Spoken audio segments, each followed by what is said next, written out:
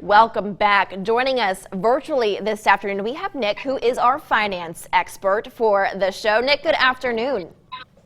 Hey Taylor, how's it going? It is going. So we all just are dealing with the recovery of Hurricane Laura. So as many families are trying to assess the damage, they're probably thinking, my bank account and wallet is going to take a huge hit. So how can people kind of rebuild their finances when faced with natural disasters like this? That's a tough question. Obviously, a popular one down here. I would say that there's no simple answer. Everyone's situation is going to be different. But to state the obvious, is just really a time to be as resourceful as possible. There's so many resources that are available to people specifically for times like this, for natural disasters, in big organizations and small organizations, as big as the Red Cross, as small and impactful as the Cajun Navy, for example, that are just ready and willing to help at any second. So I would make sure that I leave no stone unturned in that aspect. But if you do need financial assistance, there are options for you. You can check out disasterassistance.gov, for example, for federal aid. You can contact the SBA. They might be able to offer you a low interest rate loan for homeowners, renters, and small business owners.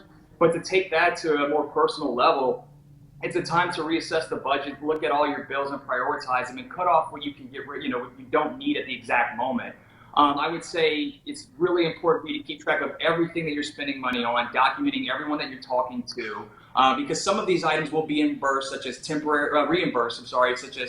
housing, food, transportation, and then contact all creditors and lenders. This is something that people were doing that were impacted by COVID. Many creditors and lenders are being very flexible during these times, so I would lean on them as a resource to defer payments or remove late fees, for example, and see what you can do there. And I think beyond that, though, if it's really detrimental, if you're in serious financial trouble, the CARES Act was a provision that was passed earlier this year, and that might be an option for you. I would contact your CPA or tax professional to see if that's worth your time. But you can access your retirement accounts and withdraw money without the 10% penalty up to $100,000, and then spread that tax burden over a 3-year period, which is going to be very helpful for some people. In addition to that, 401k loans have increased from $50,000 to $100,000 for the limit. That might be an option as well. And then if you're charitably inclined, which I think is the best thing about Louisiana and the people here, we're always ready to go and ready to help our neighbors, is that there's an additional deduction provided for you as a benefit. So this may apply to you as well, but I would just consult with your CPA regarding that. Yeah. And then just going forward, really, you can just adapt to what's happening now, be as resourceful as possible. Going forward, reassess your homeowner's insurance, making sure that you know exactly what's covered and what's not, what's reimbursable and what's not.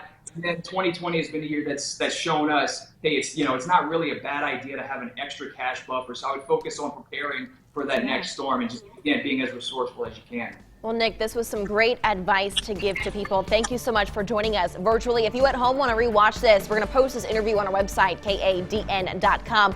Before we go to break, let's check in with Adam.